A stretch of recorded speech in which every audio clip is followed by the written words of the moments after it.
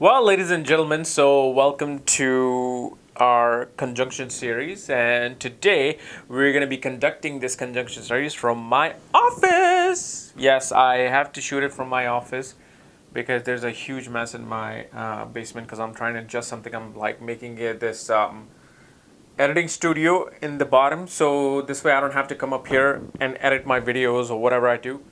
So whatever I shoot, bam, I just want my system to be right there for me to edit and upload. So anyway, we're going to be shooting it from the dungeon. So today we're doing a conjunction of Mercury, Jupiter, and Rahu. And what happens when Mercury, Rahu, and Jupiter are conjunct together in the same house. And if you do not know where your Mercury is and Jupiter, Rahu is, if you have this conjunction, all your other planetary placements, for that, check out the links here. Check out my full astrological report, including my books, Astrology, Conjunction, and Aspects at the Speed of Light, including all my consultations at this link. So, Mercury, Jupiter, and Rahu.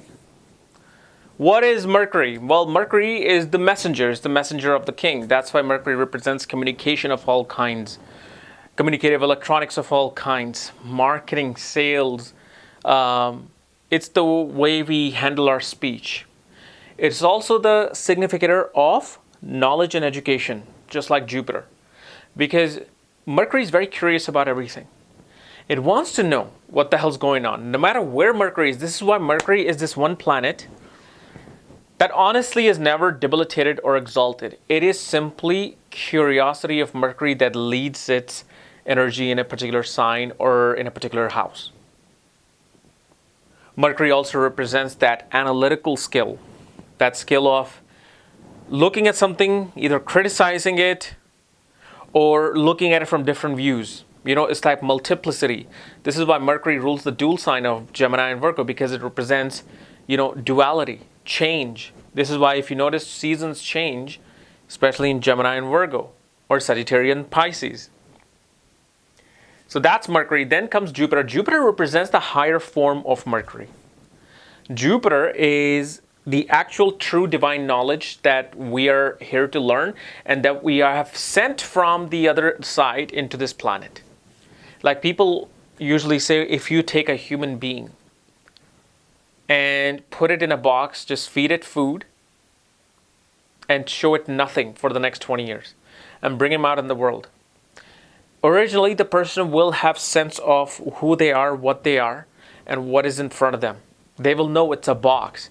They will know they have to break out of it. That's the divine knowledge. Jupiter represents your gurus, your father in a way. Teachings of your father and gurus, teachers, counselors, advisors, including astrologers. Jupiter is a significator of children and husband. It represents abundance of wealth. It's the expansion of our senses. Then comes Rahu. Rahu is a planet that goes against the social norms of society. It has its own way of doing things, its own way of, understanding this world. It is a malevolent energy because it wants to experience world by breaking the rules and breaking the law. Rahu represents new age technology, software technology.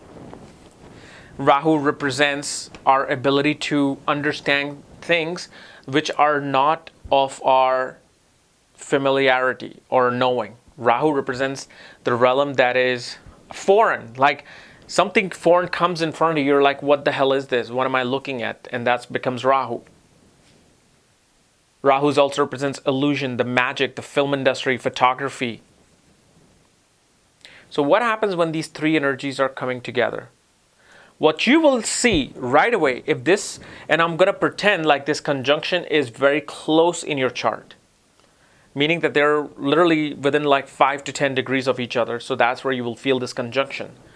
You will notice that this person is very, very unusual in their way of learning things, comprehending things, understanding the world.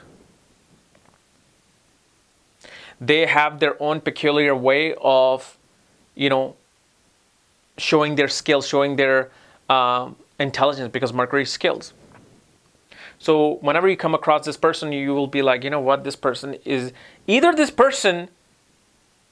extremely a genuine genius person, or this person is very criminally genius. Like this person can get away with 10 murders, 20 murders, and nobody will know about it for 30 years.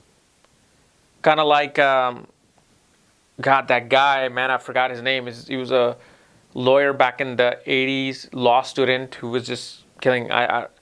It wasn't the night killer, it was something else, someone else. But it just shows that through their speech and their intelligence, they can completely swindle you into thinking that they're something else, but they're completely different. On the other side, this person has a way of understanding things in the most unusual way. So kind of like somebody saying that, okay, light, nothing can travel faster than the speed of light. Okay. So all the scientists agree. Then comes a scientist who, through their way of unusually looking at this particular realm of science, astrophysics, theory of relativity, and then something they find out, no, there is something that actually goes faster than the speed of light. And I believe there is something which I think known as pion particles, either pion particles or Zion particles. These are one of the two particles can actually go faster than the speed of light. So imagine that person who discovered that because they questioned it. See, Rahu here makes Mercury and Jupiter go away from their tradition. So if a traditional student will learn something through their proper ways, through their proper practices, not questioning the guru, this person will be like, okay, so you're saying that this happens, why? But what if this happens? But what if that happens with this? They will make an argument towards, why am I learning this from you? And yes, that's where this malevolent energy comes in of Rahu, because you're not supposed to disrespect your teacher and gurus, right? You're supposed to learn from them. But here is the catch-22. The teacher in Kali Yuga can also be a teacher who has Rahu in them. Any and every teacher has Rahu somewhere. So that question and that argument and that teaching has a balance. So this person will question, why are you teaching me this? Then the teacher won't be disrespected. The teacher will be like, well, I'm teaching you this because of these reasons. But what if this happens? Then they'll keep going deep and deep into it.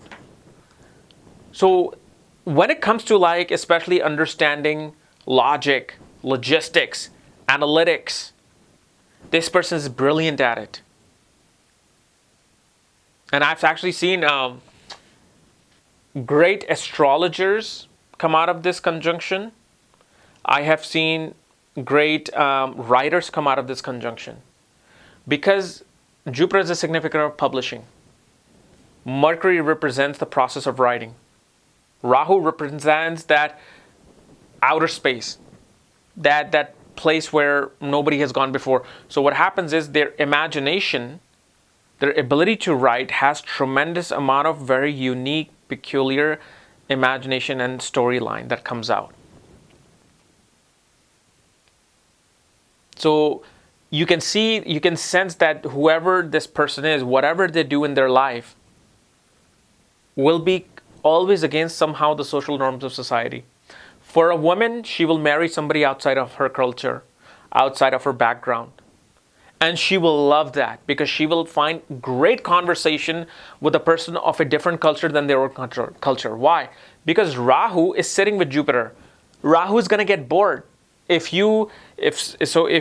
a girl is a Hindu, the boy is a Hindu, they come together, this person, the girl who has this, her Rahu will not have her find any attraction, that chemical attraction towards the guy.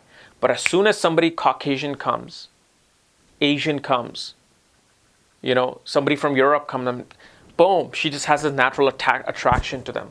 Like, hey, yeah, who are you? What is your religion? What are you doing? And one thing also to notice with this, these people make brilliant businessmen because Mercury is a karka of business. Jupiter is natural intelligence. Rahu gives that knowledge of Kali Yuga. Meaning, in order to be a good businessman, you cannot be, sorry to say, you cannot be honest.